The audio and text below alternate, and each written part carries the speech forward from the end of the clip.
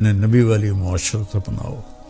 پہلی شادی میرے نبی نے بیوہ عورت سے کی ہے، اور سب مطلقہ ہیں یا بیوہ ہیں، ایک کنواری حضرت عائشہ بس۔ مولانا ہمارے بچے ہم سے ڈرتے نہیں۔ میں نے کہا تو کیا تم ڈائن ہو جو تمہارے بچے تم سے ڈریں؟ تم ماں بنو، تم یہ سوال کرو کہ ہمارے بچے ہم سے پیار کریں، کیا کیا جائے کہ بچہ جوان ہو تو ان کی پسند کا خیال ضرور کریں، ان کی پسند کا خیال ضرور کریں، ان پر اپنی مرضی مسلط نہ کریں۔ اور کائنات کی سب سے قیمتی چیز انسان ہے، اور اس کی ڈائی اس کی ماں کا پیٹ ہے۔ جب اس پر زیادتی ہوتی ہے اور سختی ہوتی ہے، بدتمیزی ہوتی ہے، جو ہمارے سسرال کا 99% یہی حال ہے، تو وہ اس کی ڈائی اندر سے کریک ہو جاتی ہے۔ پیدائشی طور پر بچے ڈپریشن کا شکار ہو کر پیدا ہو رہے ہیں، کہ وہ جو ماں ڈپریشن برداشت کرتی ہے اور اس کی ڈائی پر اثر ہوتا ہے، تو بچہ پیدائشی ڈپریشن کا شکار ہوتا ہے۔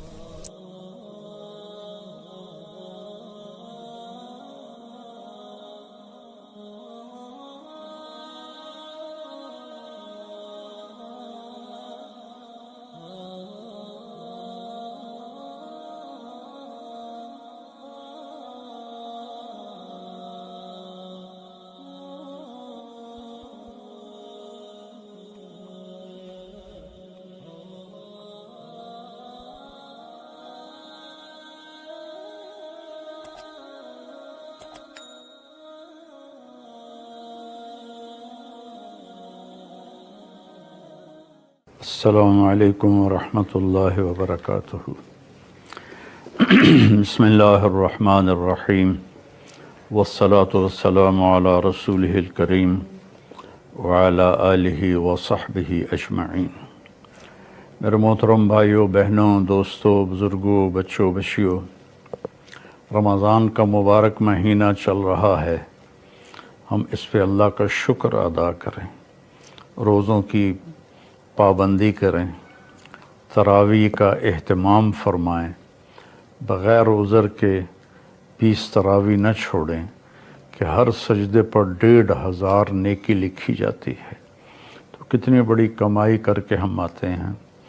آپ 8-10 پڑھ کے چلے جائیں تو کوئی گناہ نہیں کیا آپ نے، لیکن آپ نے نقصان کیا ہے کہ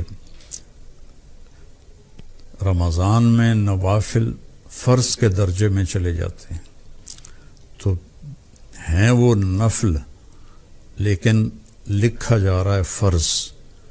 فرض سجدہ کتنا قیمتی ہے یہ آخرت میں ہی معلوم ہوگا۔ قرآن پاک کی تلاوت فرمائیں، پھر جھوٹ نہ بولیں، دھوکے بازی نہ کریں، فراڈ نہ کریں، کسی کے ساتھ بدتمیزی نہ کریں، اور اس قرآن کو سینے سے لگا کے رکھیں۔ یہ واحد کتاب ہے جو آسمان سے جیسے اتری تھی آج بھی ویسے ہی ہے، لا ریب فیہ، شک سے بالا تر ہے، کوئی اس میں تبدیلی نہیں ہوئی، کسی نے زیادتی نہیں کی، کسی نے کمی نہیں کی۔ انا نحن نزلنا الذکر وانا لہ لحافظون، ہم نے قرآن کو اتارا اور ہم اس کی حفاظت کرتے رہیں گے۔ کچھ نادان قسم کے لوگ ہیں جو کہتے ہیں یہ قرآن وہ نہیں ہے، یہ قرآن بدل گیا ہے، تو میں ان سے گزارش کروں گا کہ اس کے بارے میں ایمان بنائیں کہ یہ وہی کتاب ہے جو میرے نبی پر اتری اور آج ہمارے ہاتھوں میں ہے، اور قیامت تک رہے گی، جب اللہ اس کو کوئی بدل نہیں سکتا، گھٹا بڑھا نہیں سکتا۔ ہاں، اس کو اٹھا لے گا۔ قیامت کے قریب ایک دن آئے گا، صبح لوگ اٹھیں گے، جب قرآن دیکھیں گے تو سب خالی ورقے ہوں گے، ایک لفظ بھی نہیں لکھا ہوا ہوگا۔ اس طرح اللہ اس کو اٹھا لے گا، چونکہ یہ اللہ کی زبان سے نکلا ہوا کلام ہے، اسے کوئی بدل نہیں سکتا۔ تورات اللہ نے لکھوائی، بولی نہیں۔ زبور اللہ نے لکھوائی، اپنی زبان سے نہیں بولی۔ انجیل اللہ نے لکھوائی، اپنی زبان سے نہیں بولی، اس لیے وہ ساری تبدیل ہو گئیں، اور یہ اللہ کی زبان سے نکلا ہے، اسے کوئی نہیں بدل سکتا۔ لا یاتیہ الباطل من بین یدیہ من خلفہ، اس کے اندر کوئی ملاوٹ نہیں کر سکتا، نہ کوئی جھوٹ ملا سکتا ہے، نہ جھوٹ مل سکتا ہے۔ تو میں دو لفظ پر آج پہلے بات کروں گا کہ روزے کا بیان چل رہا ہے، تو روزے میں اللہ تعالیٰ ایک جگہ فرماتا ہے ہن لباس لکم وانتم لباس لہن، کہ تمہاری بیویاں تمہارے لباس ہیں، اور عورتوں سے کہتا ہے تمہارے خاوند تمہارے لباس ہیں۔ یہ تشبیہ پورے قرآن میں کسی رشتے کی اللہ نے نہیں دی جو خاوند اور بیوی کی اللہ تعالیٰ نے تشبیہ۔ خاوند اور بیوی کا رشتہ کتنا ضروری ہے۔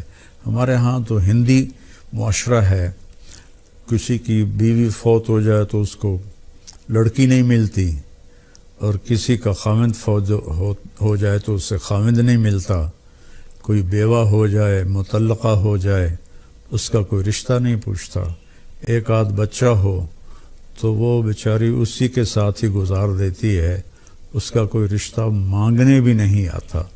میں چاٹ گیا تھا، وہاں میں نے معاشرت دیکھی کہ 8 بچوں کی ماں کو بھی طلاق ہو جائے تو عدت کے بعد فوراً اس کی شادی ہو جاتی، اور جو خامد ہوتا ہے وہ 8 بچوں کو سنبھال لیتا ہے۔ حالانکہ غریب ملک ہے بالکل، اور یہاں سب کچھ ہے، لیکن کہیں کبھی کسی بیوہ کی شادی ہو، اس کے ساتھ بچے ہو تو کہیں جی اسی بچہ نہیں لینا، اسی بچی نہیں لینی۔ اللہ کے واسطے یہ ہندی معاشرت چھوڑو، اپنے نبی والی معاشرت اپناؤ۔ پہلی شادی میرے نبی نے بیوہ عورت سے کی ہے، اور سب مطلقہ ہیں یا بیوہ ہیں، ایک کنواری حضرت عائشہ بس۔ تو لباس کے لیے کیا ہے، ہم کتنی احتیاط سے رکھتے ہیں، خاص طور پر عورتیں اپنے لباس کا کتنا خیال کرتی ہیں، کیسے وہ ایسے لٹکا کے رکھتی ہیں کہ اس کی کریز خراب نہ ہو۔ مرد اپنے لباس کا کیسے خیال کرتے ہیں کہ اس کو لٹکا کے رکھتے ہیں، کریز خراب نہ ہو، پھر جب پہن لیتے ہیں ایسے ویسے دیکھتے ہیں میں کیسا لگ رہا ہوں۔ تو آپ کو کتنا ہی غصہ آیا ہو، کبھی آپ نے اپنا گریبان پھاڑا ہے؟ آپ اگلے کا گریبان پکڑو گے وہ تیری ایسی تیسی، اپنا نہیں پکڑو گے۔ تو اگر آپ اپنی بیوی کو بے عزت کر رہے ہیں تو آپ نے اپنا کرتا پھاڑ دیا ہے۔ کوئی آپ کو عقل مند کہے گا؟ آپ اتنی حفاظت کرتے ہیں کہ کھانا کھانے سے پہلے اوپر رومال بچھاتے ہیں، ہوٹلوں میں بھی ملتا ہے، اب گھروں میں بھی ہوتا ہے، کہ تاکہ کھانے کے کوئی ذرات یا سالن کا کوئی قطرہ وہ کرتے پر پڑ نہ جائے۔ اتنی احتیاط کرتے ہیں۔ اتنی سی احتیاط آپ کر لیں اپنی بیوی کی اور بیوی اپنے خاوند کی، کہ ایک دوسرے کو برداشت کر لیں۔ جو اللہ کی قسم کھا کے کہتا ہوں، ضد چھوڑنے میں اور جھک جانے میں ساری کامیابیاں اور عزتیں چھپی ہوئی ہیں۔ میرے ساتھ اللہ نے شہرت کا عجب معاملہ کیا تو مجھے بہت مسائل کا سامنا کرنا پڑا، تو اللہ تعالیٰ نے مجھے ان 2 چیزوں کی توفیق عطا فرمائی۔ میں ضد کے آگے ہار مان جاتا تھا، پیچھے ہٹ جاتا تھا، اگلے کی پوری کر دیتا تھا، اور جتنا بھی مجھے اوپر کچھ ہوا میں سر نیچے جھکا کے رکھا۔ میں نے کبھی جواب نہیں دیا، کبھی ترکی بترکی جواب نہیں دیا، کبھی ضد کو ضد سے نہیں توڑا، اپنی ضد کو توڑ دیا اور اپنے آپ کو نیچے جھکا لیا۔ تو میرے مالک نے میرے اوپر کتنا کرم کیا، میں کیسے بیان کروں کہ میرے قیامت تک زندگی لے کر رہوں اور سجدے میں پڑا رہوں تو میں اللہ کی اس نعمت کا شکر ادا نہیں کر سکتا۔ آج میں آپ سے مخاطب ہوں اور اللہ میری بات کو پوری دنیا میں پھیلا رہا ہے۔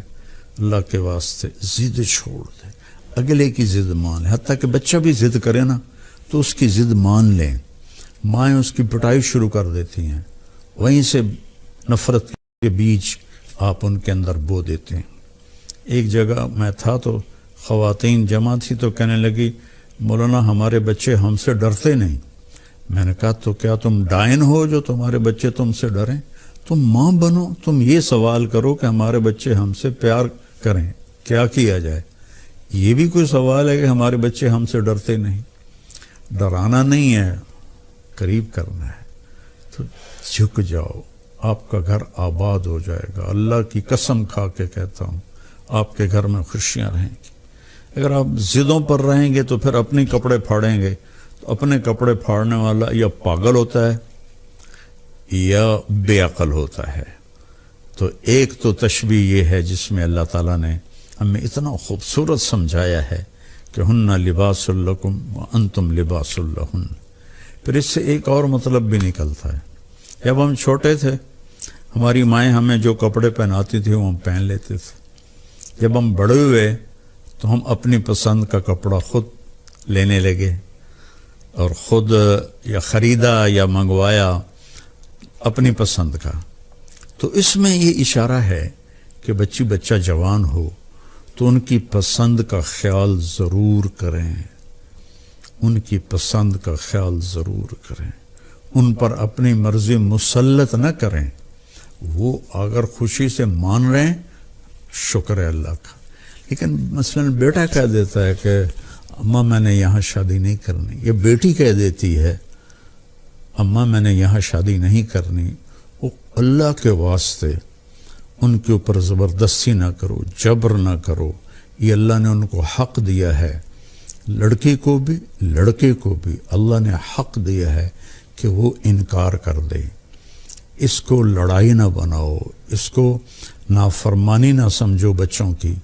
یہ بچے اور بچی کا حق ہے تو ماں باپ اس کی رعایت کریں, زبردستی کی شادیاں نہ کریں.